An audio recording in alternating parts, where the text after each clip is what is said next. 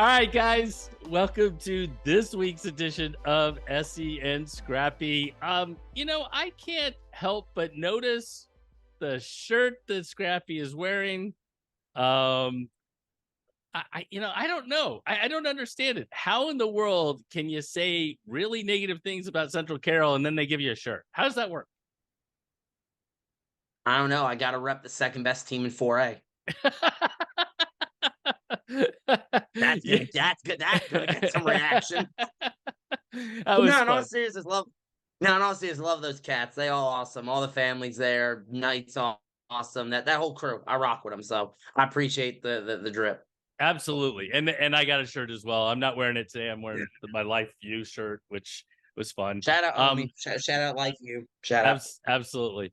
But you know what? It was fun talking to the Central Carroll crew. It's fun talking to lots of different people, man. We were talking like nonstop to everyone. Yeah. I got a couple coaches who were like, I don't really want you talking about us because we're trying to fly a little under the radar, that sort of thing. That's I'm thinking tough. to myself, That's so tough. I'm sorry. Oh well. We're not. Well. I'm not going to share like secret information, but if you go to the tournament and your kid performs well, it's not like I'm not going to talk about it. You know what I mean? Yeah. Yeah. No. Like you're. I won't be giving you insider trading, but I'm for sure going to talk about what happens. Absolutely. Sorry. Yeah. I mean, we have to. I mean, it's just one of those things. So let's start with the champions from this past weekend. 98 pounds, Taquavius Mills. 106, we had a Gabe Swan. 113, Alex Rosas. 120, Antonio Mills the third, right? 126, Ryder Gibson. 132, Colson Hoffman. 138, George Mayholtz out of Eastside, South Carolina. 44, Brian Papkin. 50, Deshaun Poe came over from the state of Alabama. 57, Cade Parent, who wrestled pretty well this weekend. 65, real tough. Dom Bambinelli. 75, Chris Mance. 190, Mason Ellis. 215, Kyle Oliveira. And 285, Willie Cox. Lucas, before we get to our 5 standout performances, just as a whole, being in the gym, back to folk style, wrestling, talking to people, watching the action. It was only 4-minute matches. We need to keep that in mind. Yeah. But otherwise, it was Yeah. some good wrestling. No, it was some really good wrestling. A couple guys really wrestled out of their gourd and wrestle and showed that they had a really, really good off season. We'll kind of get that. We'll get to that when we get there. There's a couple guys that I want to point out as hey, they obviously put in the due diligence in the off season, and whether it was wrestling freestyle and Greco or just continuing to go to practice and work on what they needed to work on. It was fun to see Alabama, South Carolina, some VA. It was fun to see some different states there as well. That's always good to see. The Super 32 early entry at Ola just continues to grow into one of the best. Can I make the argument it's one of the best tournaments held in the state of Georgia year on year? No, I think you can. And I think that's where I know you got back and forth with somebody on Instagram and stuff like that. But the truth of the matter is that like this qualifier, I mean, we look at the numbers and we lost a few kids, like Paradise didn't end up, wrestling in it and a few others. But man, some weight classes had multiple state champions in the weight. Mills versus Murray, state champ, Georgia state champ versus Georgia state champ in the semis.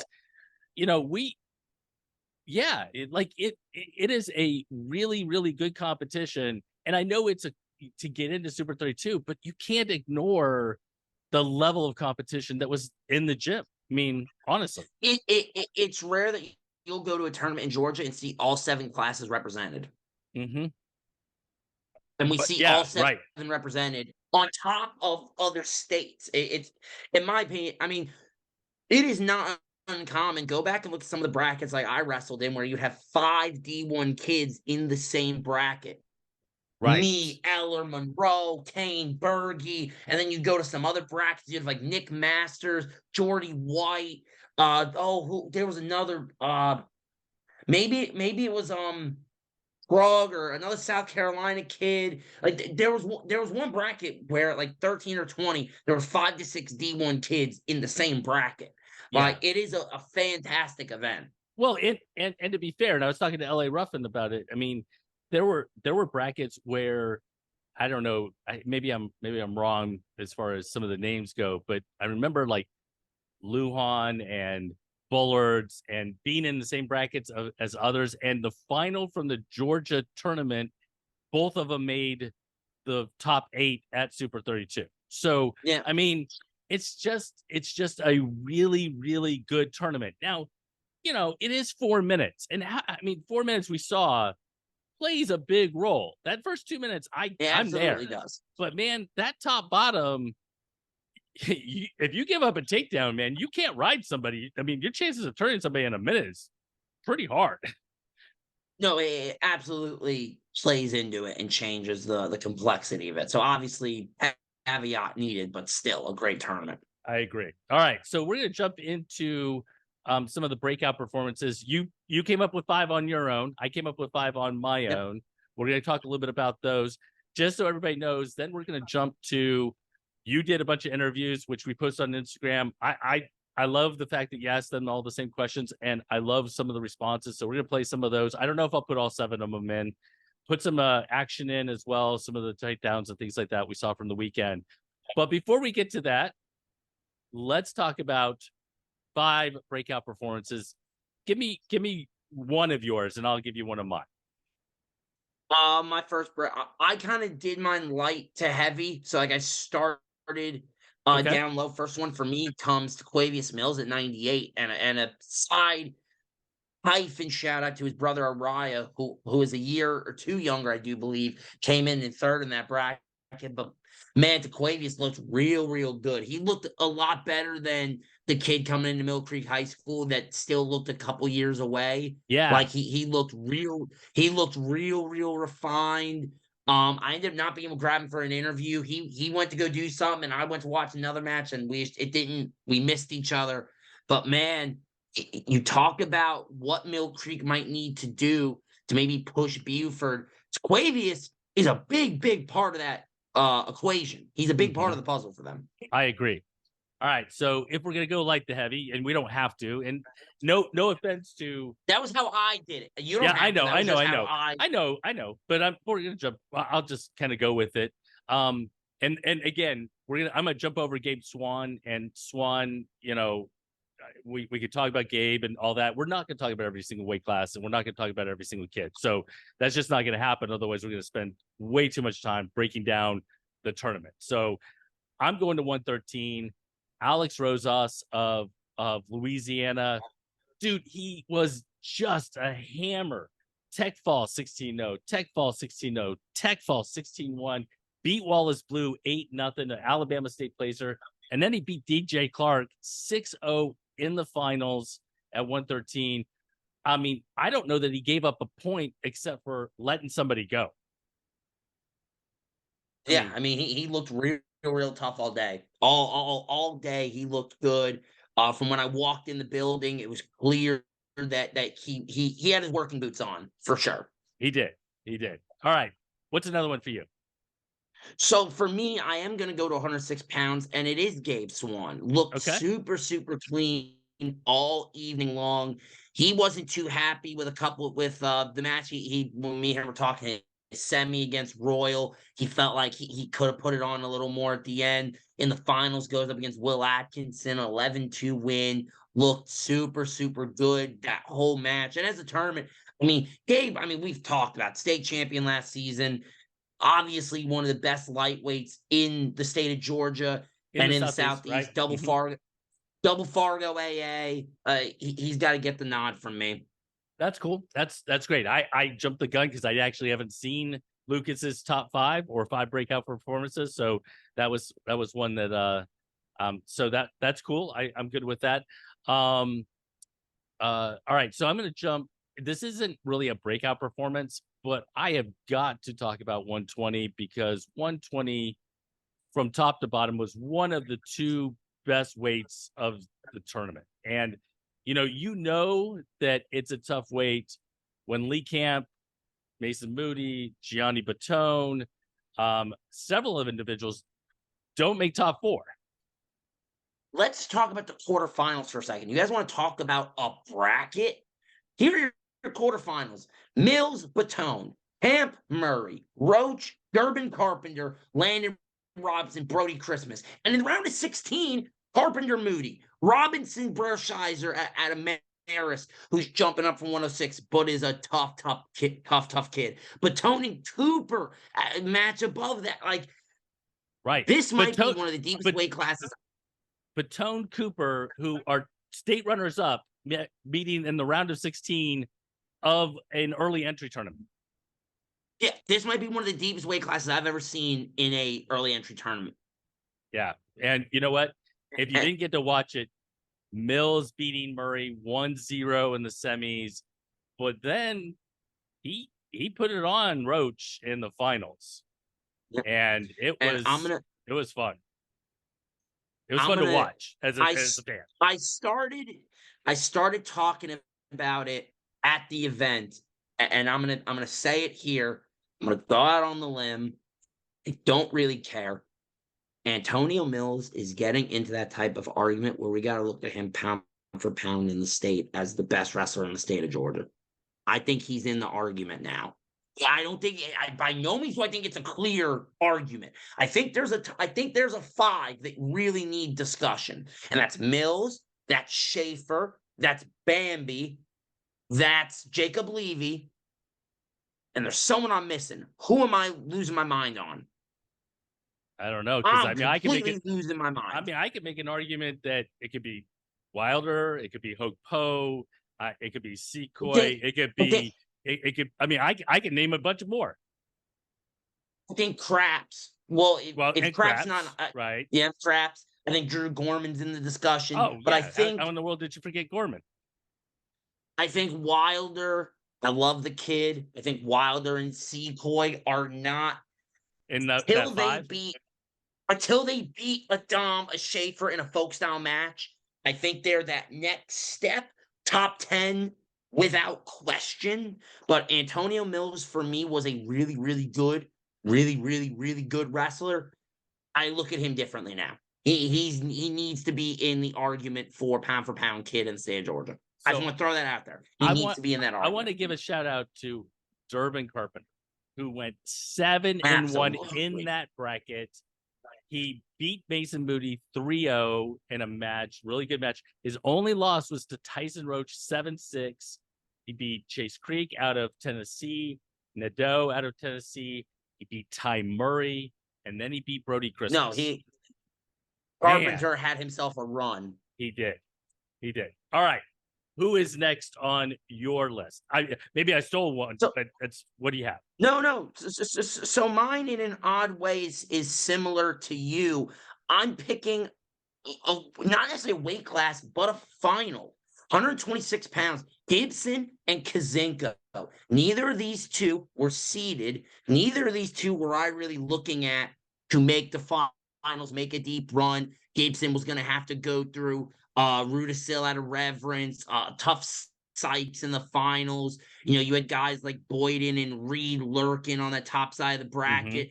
Tratellis from Central Carroll. Same thing for Kazinko. You had Johnson, Sowell, Parrish. You had a lot of guys in the bracket that could have been pitfalls for them. They both make it through to the final. In the end, it's Ryder Gibson was winning 9-6 for getting the fall at the end. For me, a breakout for both those guys. And for me, you know, I'll say this. I've known Tucker since he was a kid. So seeing him in high school is a really odd thing for me. Like seeing him built like as a growing man.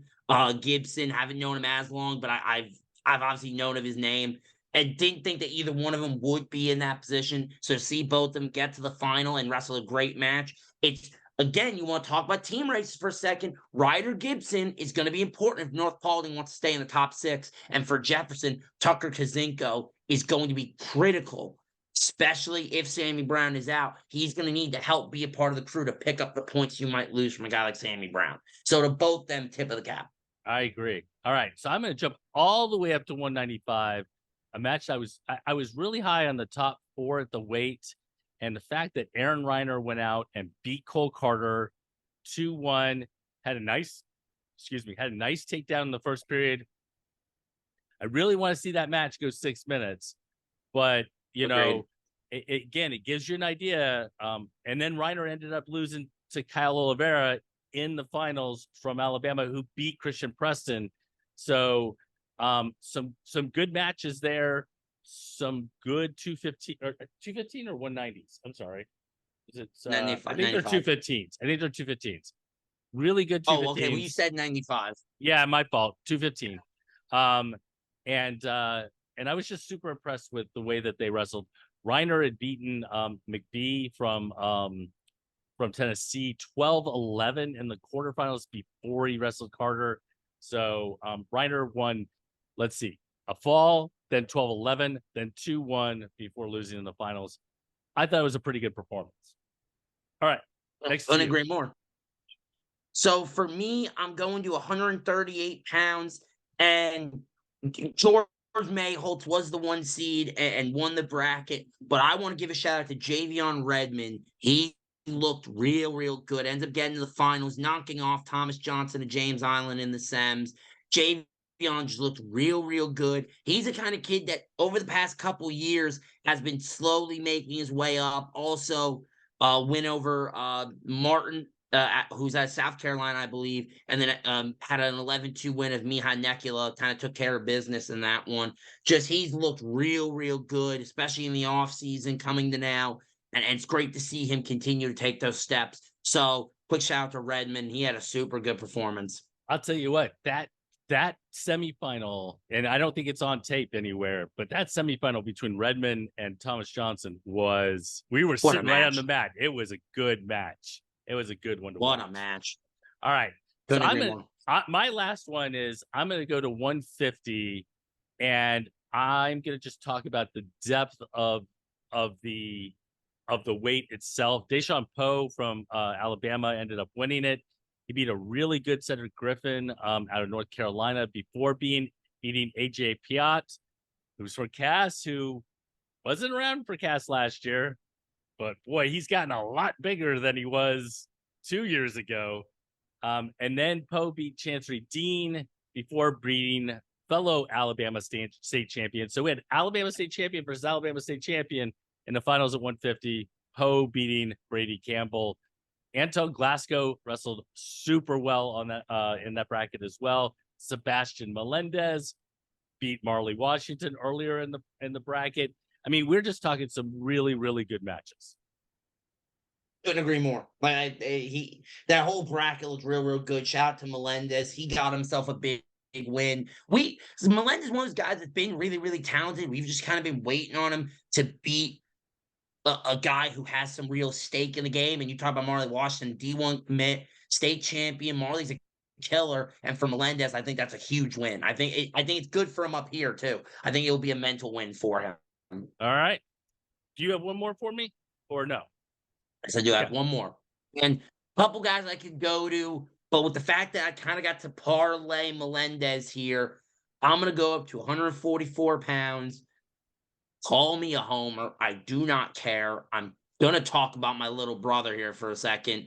Brian Papkin looked super good all day. You want to talk about a performance? His matchups, he goes fall, wrestles Ethan Wood out of South Effingham, or sorry, Eli Wood, excuse me, Wood, yeah. who's not one to be necessarily overlooked. 12-4, beats up on Caden Mears 14-3. And then in the finals, I was talking to Bruce Clemens. I sneezed. I was talking to Mr. Mills. I sneezed. I turn back around. He has Bradley Williams at Alabama, who's a killer. Hasn't been an assassin in the fall was called, and I missed the entire match. Brian looked super good. And for him, I hope that this is a sign of things to come. I love that kid to death, but inconsistency has been one of his biggest downfalls. And I'm hoping that this is the lead up of him being a little bit more consistent in the way he competes. Hudson Daniel and Danielson, Mason Butler were also in that bracket. 44 was a sneaky good weight, but for me, it's got to be Brian Papkin. Yeah, no, I mean, 44 was a sneaky good weight. I mean, it was a weight where, Danielson won, some matches, really good matches, took Bradley Williams to the end in a 5-4 semi. Yeah. it's And you want to talk? So you had Balkum and Mears. Balkum a state champion. You have him and Mears in the quarters, but you want to go all the way back. First round of the tournament. Austin Marshall is your 1 seed. We're talking about a possible Marshall and Papkin matchup, which I was intrigued by, to say the least. right. Marshall goes down to Robert Hutton in round 1. Right. So that shows you the way this bracket was. And it was a 2-2 match and then a 5-point throw or it was a 2-0 match, and then Hutton got a big 5 that kind of blew it open. But man, I would love to have seen Marshall get to Papkin and see that matchup. But still, for me, it's gotta be Papkin. Well, in the One a sneaky good bracket. I mean, like you said before, Eli Wood wins by a point in his first round, beats Rector by a point, then runs into Papkin in the freaking quarterfinals. So, again, really, really competitive, but Papkin wrestled super, super good. So, all right. Yeah. I don't want to take away from Colson Hoffman, who had a great run through his bracket. Oh yeah, and there are guys Don we missed. Bambanelli and Willie Cox up top. Mason Ellis was unbelievable. I was gonna say shout out to the big fella. Shout out to Caleb. I believe you say his name is Disharoon. I believe I say that last name at Central Carroll. I could be Disharoon. Who made the finals? He knocked off Albert Butler from Buford, who the reports we're getting, he's going to be Buford's heavyweight, so that's a big win for him. But yeah, like you said, there's too many guys to name, but shout out to a couple of those guys that we were able to talk about. All right, so at this point, we're going to flip to some of those interviews and some of that action. Join us when we come back, because we're going to talk about the Florida Super 32 early entry tournament, Mississippi, and the state of Alabama. All right.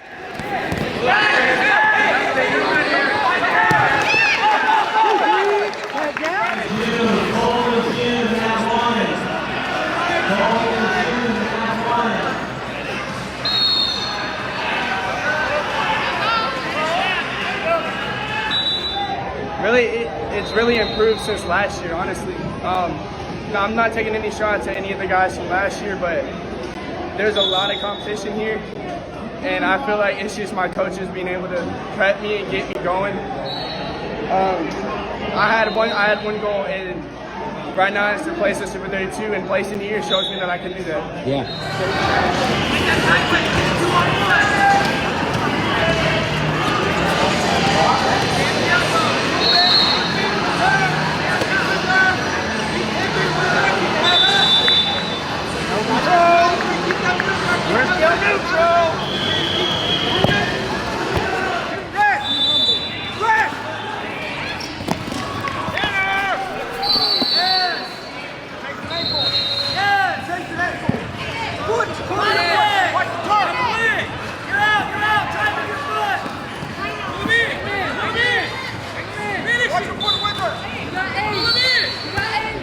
I didn't wrestle how I wanted to, but I mean, that's great. I know what I need to work on. I know what I need to get in the room and work on.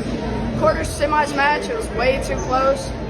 I wrestled tight, I wrestled tense. I didn't get on my offense. Finals match, I kind of opened up a little bit, but awesome, I just know the things I got to work on. Yes, sir. Congrats. That's what we come for. Congrats.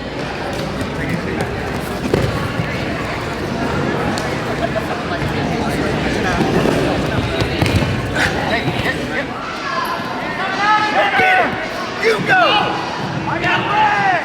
Red, that's your style!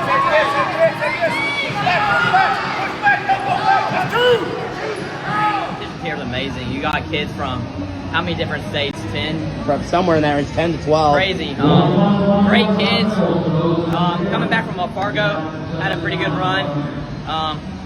Getting back on the mat, getting back into folk style, I feel like this is one of the best tournaments you can have, getting back into folk style. You got competition, you got multiple state champs in your bracket, state placers, state finalists, and all around, I feel like it's a great tournament.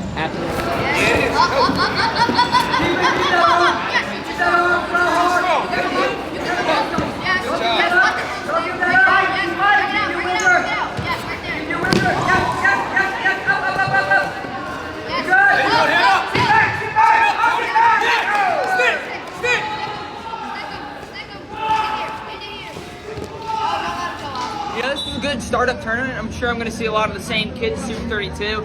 Really gets my timing back and all that. It's really prepped me well for what I thought was going to come up for Super 32. I'm just ready, hit it hard, hit the grappler first, and then go and put a push to All-American Super 32 this year. Yes, sir. Remember, this is a final, if you don't mind.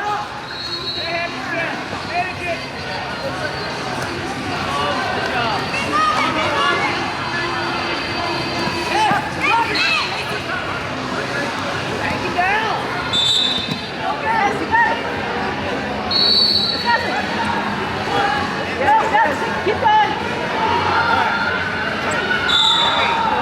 Sit through. Sit through. Just sit through. Look at that.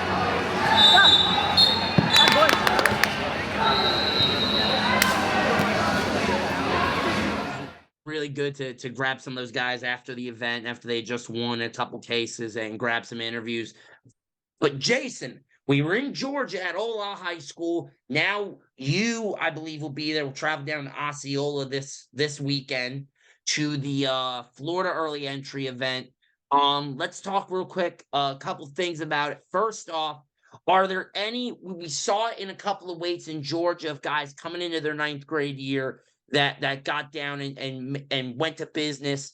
Are there any on the Florida side things that you see where you're like, oh yeah, they could be interested in seeing them here at this event? Yeah, so I think that, so a couple of things. Number one, I hope to be able to get to Florida. That's not a foregone conclusion that's going to happen yet. Okay, my bad. Yeah, no. I just want to make sure everybody knows that it's in the plans, but it's not set yet because I actually have work I have to do. So we'll have to see if that actually happens. There, you'll be at Cars Category 5, so you'll get to see Team Fierce and Scrappy go at it. Well, we'll see. But going back to your question, probably for me, there's a lot of freshmen. At first, KJ Vasquez and Mason Bazil will be there wrestling.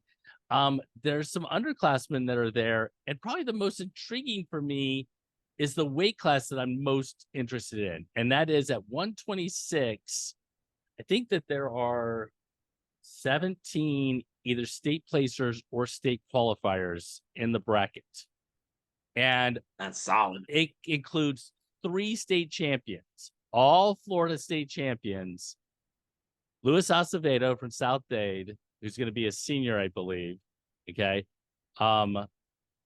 Max Brady, who is a 2-time, I believe, state champion, and a little 7th grade state champion from last year, who will be an 8th grader this year, Giovanni Solis. They are all registered at 126.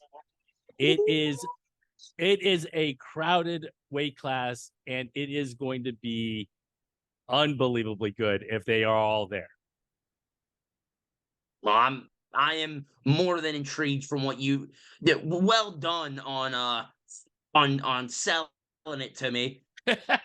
Well, I mean, you saw Giovanni Solis last year at the state tournament as a 7th grader.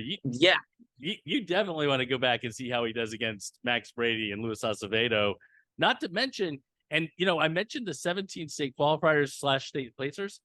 That doesn't include any of the Lake Highland prep kids who. We haven't. They're not a state placer because they go to prep nationals. So Charlie DeCina is in that group. There's several in that group that are super good. So yeah, that and there's other freshmen and things like that to watch. But that's the weight, and that's an 8th grader that I definitely would keep an eye on. All right, so second one for me is you talk about 126. Give me another weight class that you're interested in seeing. Well, I think that there are probably 3, right? And the truth is, it's the same thing in Florida as what we see in Georgia, and that is, it's good that the 98 pounders or the small guys are competing, but we see a lot of some more middle schoolers in there. The big guys we see fewer numbers. Not that the quality is necessarily not as good, but we don't see like just not depth, as many, that we see at the other football, whatever. Right. Yeah. So I'm going to give you 3. 132, Chase Paradin from Florida, now at Lake Highland Prep, who was a state champ last year for Fleming Island. Charleston Baglio, who was a North Carolina state champ. Jefferson Coutinho from Glen Academy, who was a state runner-up, all at that weight. at 132. I think that's one to watch. I think 144 has CJ Liddy, who was a Florida State champ, Draven McCall, who was a Florida State champion. Definitely ones to watch. Also, doesn't have a state champion at that weight, but Zeno Moore, Fargo All-American, who for Lake Highland Prep is at that weight. Definitely one to watch. And then at 150, probably your 3A state final will happen there.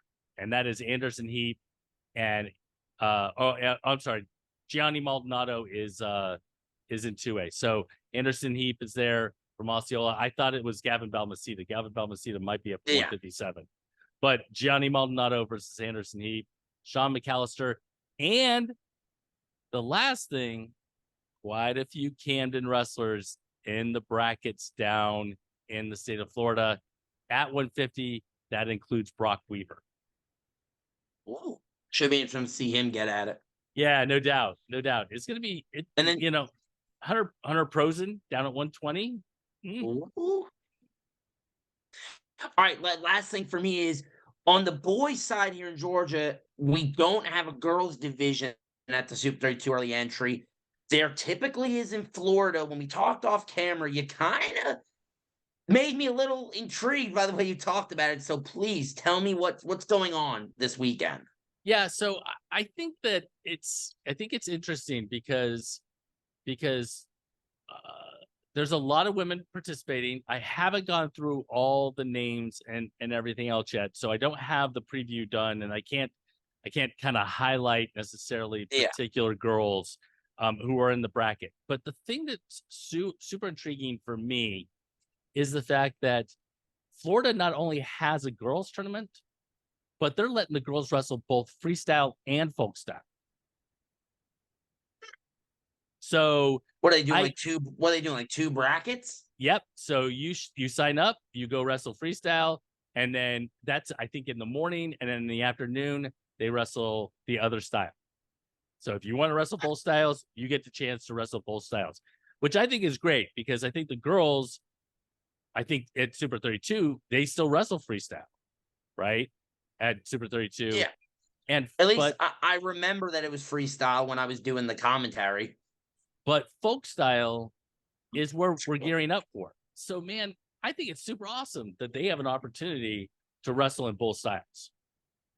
Yeah, I do as well. Pretty interesting. Can't really do that for the guys. There's just too many of them. You would have too long of a tournament. But for the girls, you have that opportunity. Yeah, give them that opportunity. It's gonna be a lot of fun. All right, so that was the Florida Super 32 early entry tournament kind of preview. Post something on the on SC Wrestle in a day or two. But before we get to our last segment, I want to talk about two quick things. Number one, B Money Beaston, Jesse Drennan is kind of come on and kind of help sponsor some of the stuff that we're doing. So we want to give him a shout out. And if you get an opportunity, go and check out what he's doing. You can find a link to the website on scwrestle.com and so on and so forth. And then the other part is Lucas and I, we're kicking around an idea, and I think it's actually going to come to fruition here in October, man. I must admit, this is probably the coolest thing I've ever been in the prospect of doing in my life to this point. I'm so serious. Like, what I'll let you say, and I'll let you kind of walk it in a little better than me just being hype, but I am ecstatic for this. All right. So right now, it is not set in stone yet, but it is pretty much 95% in. And we want to go ahead as we work out the details and get everybody the information. Lucas and I are going to do a live show in the middle of October. It'll be a live to tape, so we'll still tape it, but we are going to do a live show at the Cooler in Alpharetta, talking a lot about Georgia preseason and some other. I've got some things in the back of my head that even Lucas doesn't know about, things we might do. Okay. But we're gonna have a live audience, dude. What do you think? Yeah, I'm still I am still kind of like contemplating, like, oh, like we're at that point now where we can actually draw a live audience and like actually do this. Like, this is gonna be really cool. So I'm ecstatic. Like I said, this is incredible. All Shout right. out Wrestlers in Business. Shout out the Cooler. Shout out everybody that's involved in getting this thing to work. So shout out. So we want to encourage all of you to come to the Cooler. We will talk much more about this over the next 5 weeks, as we kind of get closer to that and the things get set in stone. We have tentatively set the date and the time, and we're working out some of the details.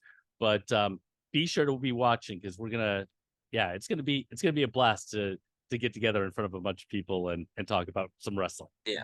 All right. Last segment. You know what? We did the Georgia preseason rankings. Man, that was a lot of fun. It was a lot of fun to talk about. It got a little bit of reaction, and I think that's awesome.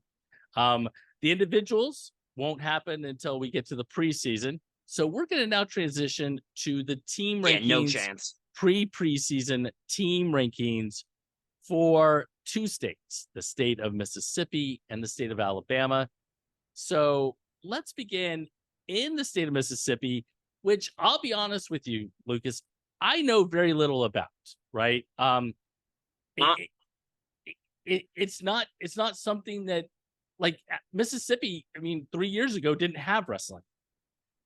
Yeah, no. So for those who don't know, this will be the 3rd year that the state of Mississippi has an official state tournament. The Mississippi Wrestling Foundation was started by, I think, 7 people, some of which former veterans, and they came together, put upwards of $700,000 into getting the first sets of mats, uniforms, the whole 9, opening up. I think they said the first 11 programs. It's now up to 30 some odd programs, I think, somewhere in that range, high 20s, low 30s. And it's boys and girls too. They have a girls division at the state tournament as well, which is incredible to have. And speaking with guys like Sutherland, Mr. Fox, and the guys in Mississippi, they were looking for someone to do coverage, rankings, et cetera, et cetera. And I was more than happy to lend my time to help grow and to help at least be a part of growing an entire state wrestling community from the ground up. Yeah, it's fun. All right, so we're gonna jump into this. Any slings or arrows, make sure you direct them at Lucas Da Silva, not to SC Wrestle. Yeah, of course. All right. Let's start on the girls' side, and I'm gonna count down your top 5.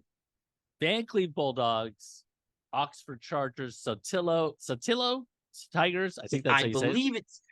I believe it's Sotillo. Okay. Ocean Springs Greyhounds and the St. Martin Yellow Jackets is your number 1 team. This is a power ranking combining duels and individual. Probably leans, I would assume, in Mississippi on the girls' side more towards individuals at this point in time. They don't have duels. Now, I've been told it's in the works. So at the state duels, what they do, and it's really cool, they did a all-star duel meet on the girls where they split the team into the North District and the South District. And you got some really cool, I think of the 12 weights, I think 8 of the matchups were state finals. Okay. Cool. Like it turned out to be state finals. No, it was really cool what they do. And I don't necessarily think that's a bad idea for the state of Georgia. I really don't.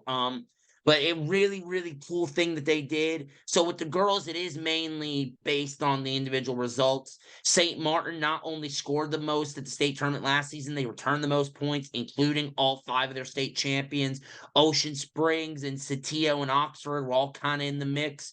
You look at Van Cleve, we'll get there when we get there on the boys' side. A couple schools, Mendenhall, Picayune, Mississippi School of the Blind actually returns the 7th most points in the state. Oh, really? So it was, yes, yeah. Now, okay. I will, let's make something clear. After you get to the top 4, Van Cleve and Mendenhall, I guess, some of these teams have only 5 or 6 girls. So when it comes to returning points, that will probably fluctuate after we see some competition. From what I've been told, some of these teams from Mississippi are looking to go to tournaments like Heart of Dixie. Like, they're looking to get out there this season in wrestling out of the state of Mississippi, which will be, if it happens, will be really, really cool to see. Cool. That's awesome. All right. So Let's move over to the boys side. And you said there was a North Division and a South Division, but let's focus. Okay. Let's focus on the overall. Is that okay? Yeah. Okay. Yeah, works for me. All right. So let's count down the overall. Number 10, Tupelo. Number 9, St. Patrick's. 8, and the Shamrocks. Of course, it's St. Patrick's Shamrocks. Number 8. Of course it is. By the way, speaking of that, if I have a mascot wrong on there, I just looked up on Google the school. If it's wrong, tell me. So asterisks needed. I believe all those are correct. I tried my best to look up wrestling tournament and see what the singlets had, but a lot of the singlets are just the name of the school. So I did my best. If it's wrong, tell me. Like someone either email me or whatever. Sorry, continue. Wanted to throw that out there since you mentioned it. No, you're good. You're good. All right. So 8, Picayune. 7, Oxford. Picayune. It's my favorite name in the state. Picayune. I love it. 6 is Center Hill. 5, Lewisburg. 4, St. Martin. 3, North Pontotoc. 2, Ocean Springs. And number 1, Van Cleve. Now, I don't know a whole lot about Mississippi, but I do know Van Cleve has a pretty well-established program. And if we look back in time, Ocean Springs has actually been wrestling for quite some time. They used to come over to Alabama and wrestle and all of that. So not surprising to see those two teams at the very top of that.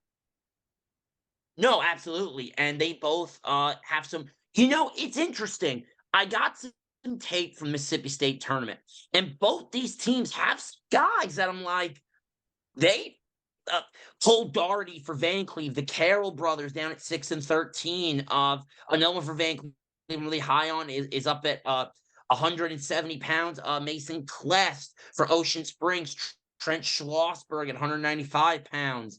Lucas Hall at 132 and Shanks as well. They have some guys that I'm like, if you put them in some of these other states in the Southeast, they may not win state titles, but I think they compete. Like, I really believe in some of these kids.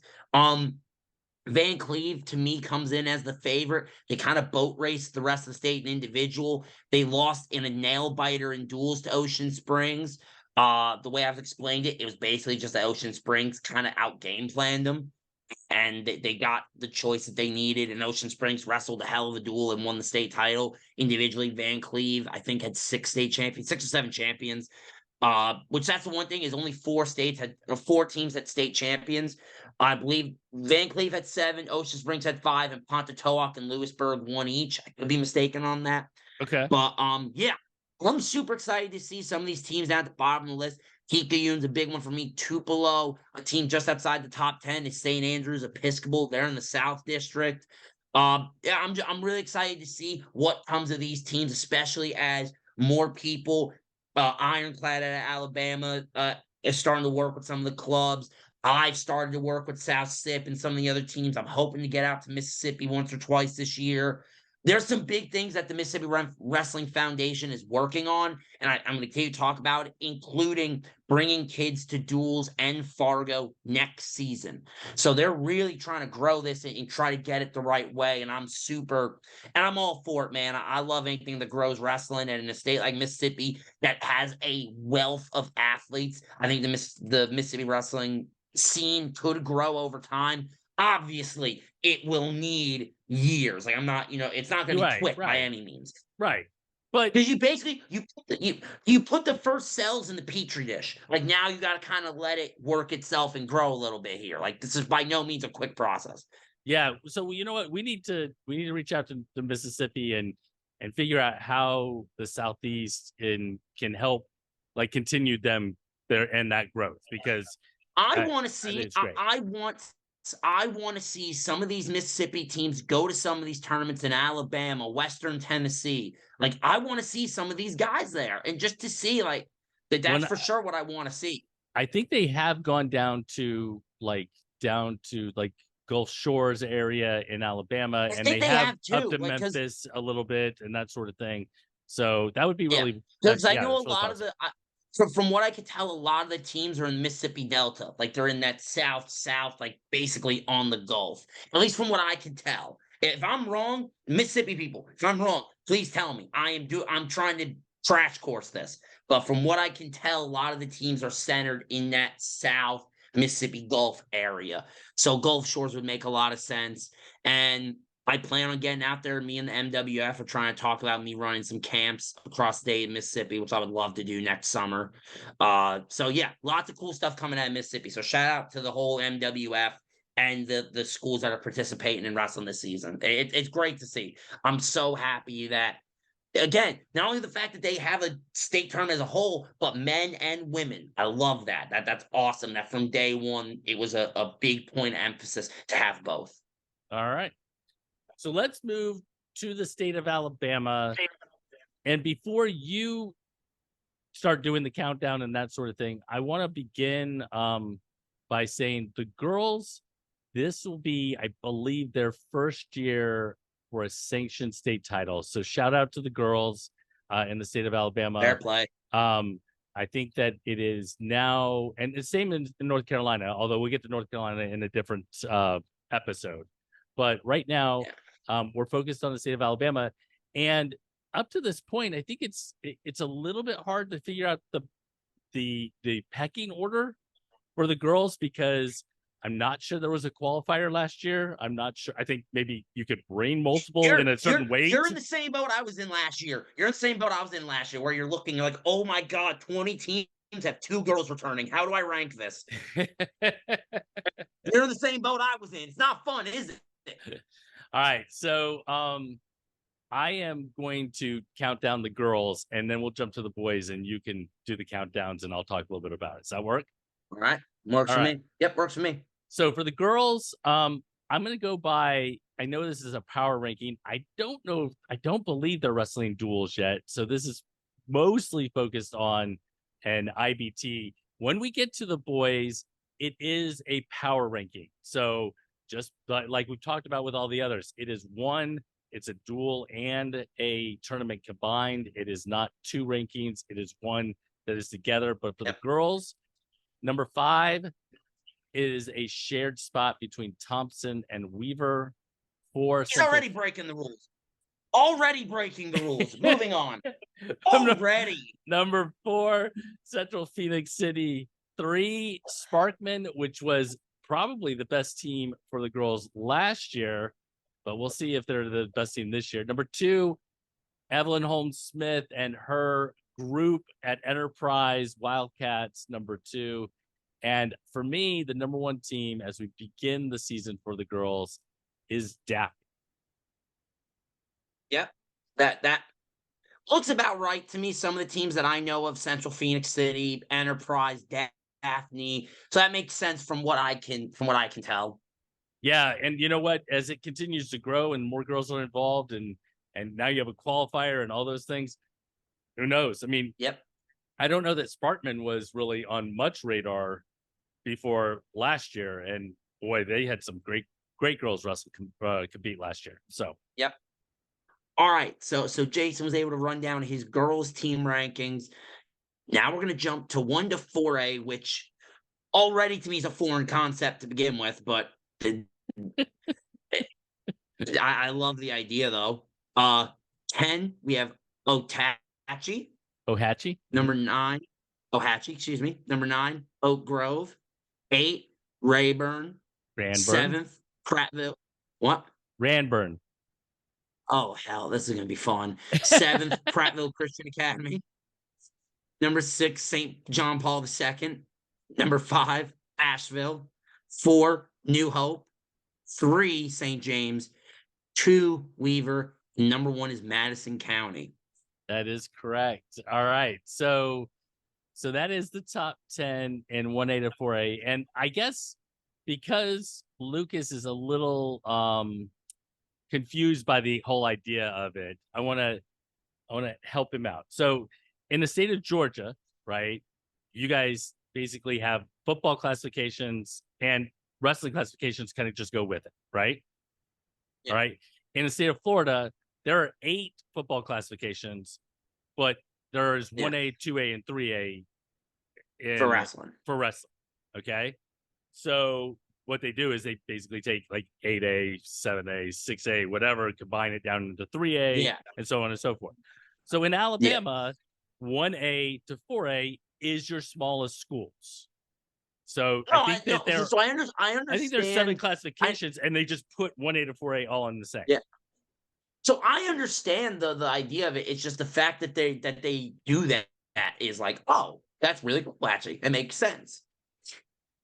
So your number one Yeah. team is Madison County, and it includes. I mean, so I saw elsewhere somebody else had New Hope as their number one team. I think you can make a case for St. James and Weaver being really, really tough. We both of them return a lot of points, but for me, the number one team is Madison County, and the reason the number one team is Madison County is they qualified 6, which is great. They put 3 on the podium, and this will be more than a one-person race. But Madison County has Mason Ellis, and the rest of the group gets an understanding of what the level of competition is like watching Mason Ellis compete and watching him in the room, his work ethic, all those things, I think plays a huge role. And if he can have that impact on his teammates, I think Madison County is the team to beat, or at least as we start the season, preseason rankings at number 1 in 1A to 4A. Makes sense to me. Yeah. I mean, how important was it to have like a stud in the room to kind of just understand what the level of competition was like? I mean, for me in high school, that was a guy like me. So I think it does help. I think like when it comes to being able to push the guys not only in your weight area, but just having the guys lower above you see the way that you need to work and get down to business. Yeah. All right. So let's jump on to 5A. Yep. And in 5A, you have at number 10, Southside Gadsden, 9, Elmore County, 8, Arab, 7, Moody, number 6, Tallahassee. Tallahassee. That looks like they just took syllables and threw it on a board and dartboard at them.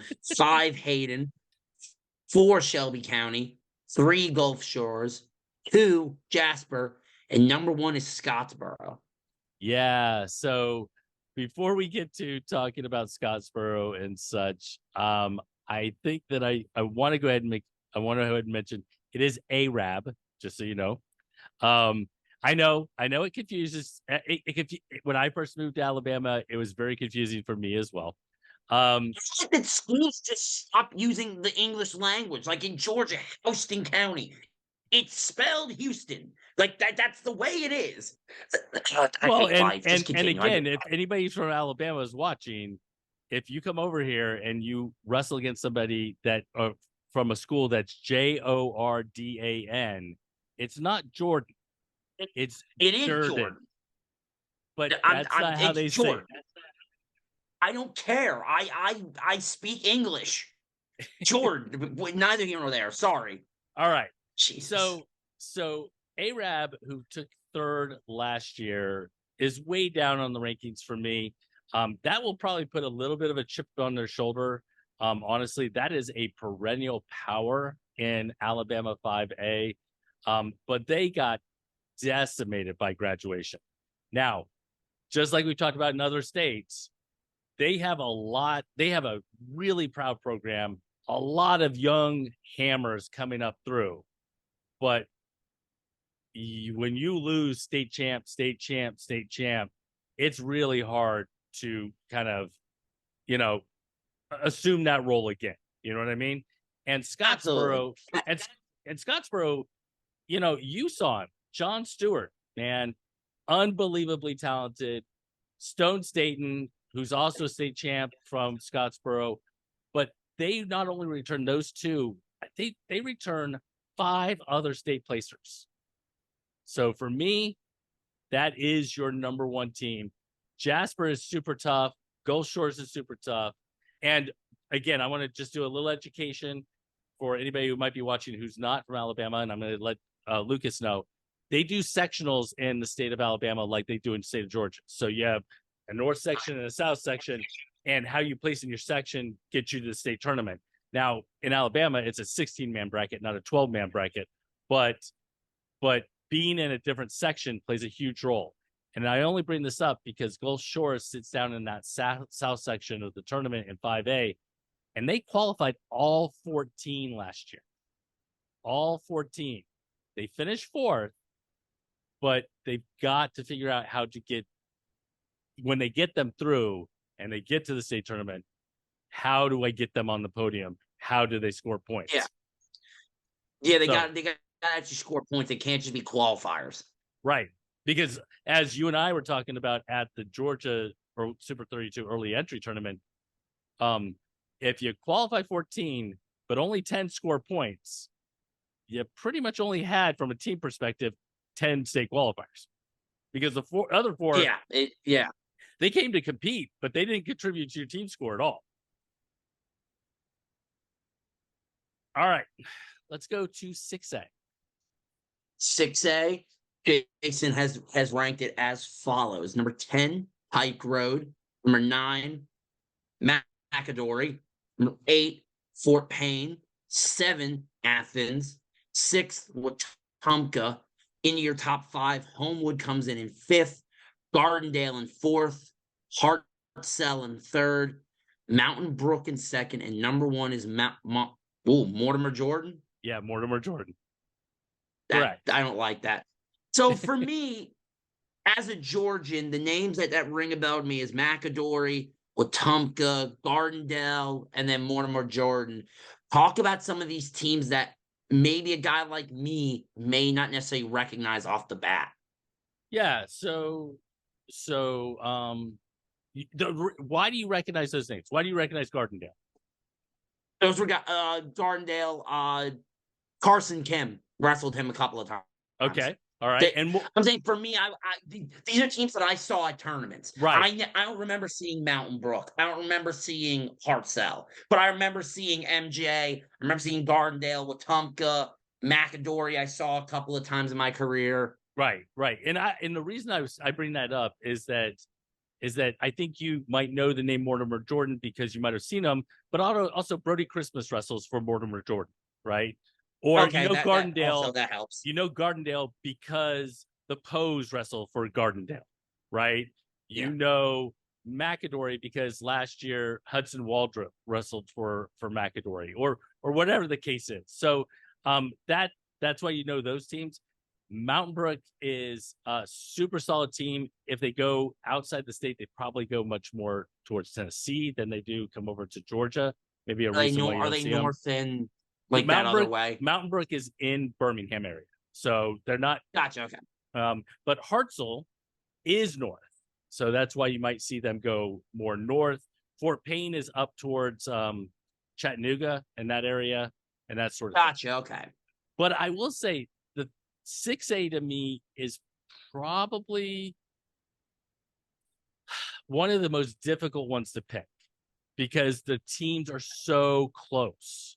They are the team that actually returns the most points is Gardendale, but I don't have them number 1. Okay. The teams that Mortimer Jordan actually returns the second most points. But for me, they have we're doing that power ranking. So the combining of the different, the duels and the traditional plays this role. And for me, Mortimer Jordan has a really solid team from top to bottom. Not that Gardendale doesn't, but Gardendale has relied on the Poes for a long time, a Carson Kim for a while, those types of kids. Whereas, Mountain Brook, they won a state title last year in duels based upon the depth of that team, the quality of the depth of from top to bottom of their 14 weight classes. So that's why, the power rankings is a really interesting thing to look at because it is this mesh between the two. And that doesn't mean that the best dual team is Mortimer Jordan. It just means when you combine all the things together, you know what I mean? Makes sense. No, I mean, like that's how it is in some classes in Georgia and in other states where You might not have the best dual team number one, but it's on an aggregate kind of dealio. Yeah, yeah, and I think the thing that strikes me from when you talk about the power rankings is if you happen to see them in a duel, you're not going to see somebody at a huge number in traditional and very low in duels. Typically, if a team is at the top, they're going to be pretty solid all the way around. Yeah. Yeah. That's what I've noticed is I think the biggest discrepancy is there's a team who is 7th in duels, but 2nd in IBTs in one of my rankings. I think that's the biggest discrepancy you see. Well, and you might see that because in IBTs, man, if you can get 5 hammers and they can all take first. That's exactly the scenario is, it's exactly that. Yeah. All right. So let's jump to 7A. In 10th, Prattville. 9. Opelika. Gonna go with that. Opelika. Opelika. All right, sure. 8, Smith Station. 7, Spain Park. 6, Bob Jones. 5th, Hewitt Trussellville. 4th, Vestavia Hills. 3rd, Enterprise. 2, Thompson. Number 1, Huntsville. Question, teacher. I only know Alabama wrestling as Thompson and then the rest. So explain to me that, because, and this, ladies and gentlemen, I'm partially joking, but also I'm partially not joking. Like the era I grew up in of wrestling in the Southeast was when like Thompson owned all of Alabama and like Hoover was a top 3 program. So seeing some of these for me doesn't make sense because I don't know. So please, Jason, go on. So actually, I'm glad you brought that up because I think that there's a lot of truth to, you know Georgia really well. You don't know, you're knowing Mississippi better, and you're going to focus on South Carolina. But, the state of Alabama, you know the top teams, but you don't necessarily know the depth. And when you don't see Thompson number 1 after being so dominant, you do wonder. It's right? odd. It is odd. It's odd for me. I will say that. So a couple things, and I think this is, again, we can put this into perspective for Lucas or from anybody from the Southeast, and that is, so before Thompson was a power, Hoover and Vestavia were pretty much powers. Okay, Gotcha. but if you look at it, I'm going to say a few names that I think that are going to help Lucas understand Huntsville, and that is Keon Simon, Yannick Simon, Jake Chicarella. I have a hard time with that. Wallace Blue, who we just talked about with the Super 32. Yeah, we just talked about with the Super 32 early entry tournament. Okay, you have a Fargo finalist on the Huntsville squad. So this is a team that has progressively, I mean, they've been always a really solid team from top to bottom, but to watch them kind of ascend to the number 1 spot after Thompson graduated some really, really tough guys. Now, don't get me wrong, Kiowa Vines is still there, right? You still have some really, really tough wrestlers there, but you lost state champs Thomas Gear, you lost Devin Stone, you lost Carson Freeman. So Thompson is a lot like we see in all the other states. They're going to replace those guys. They're going to reload. They're not going to rebuild. It's not going to go all the way back. But what's that next tier kind of look like? You know what I mean? It won't be surprising if we see them after a couple weeks, a month or 2 in the season, go up to number 1. It could happen. It will really depend on. Yeah, that's what I'm saying. What will we see from the ones that are sitting behind those guys last year? Gotcha. Okay, makes sense. And the team for me that is the most intriguing team is Enterprise. And I'll tell you what, Enterprise, Enterprise because of Evelyn Holmes Smith. I would say I know them for their girls' side, and shout out Zachary McFarland, who was a teammate of mine at BPC last season. But you may not have noticed Cody Kirk wrestled Kate Parent super tough this past weekend. Cody Kirk is a junior at Enterprise. Greer Hunt is a junior at Enterprise. Cameron Stifler is a stud at Enterprise.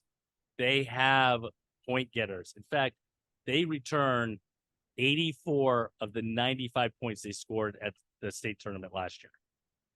So that is a team that if they fill in just a couple little holes, Enterprise is a team you have to watch. Noted. All right. So, you know what? This is part education for Lucas, right? Yes, it is. It's good. It is. It's good to understand. Alabama's been a blind spot for me outside of schools named Hoover, Vestavia Hill, Thompson, and besides a couple, it has absolutely been a blind spot. All right. So that is Mississippi and Alabama power rankings. I will continue doing Alabama unless I can recruit somebody in the state of Alabama to kind of help in that situation. We talked about a lot this week, but I want to turn to next week really quick and just kind of give you guys a taste. We're going to cover the Super 32 early entry results. Maybe there will be a lot more like we had for Georgia. If I'm down there, I'll grab a bunch of video and that sort of thing. We're going to try to do Florida and South Carolina countdown. We've got Elite Eight coming up, which we've got some coverage that we need to do there.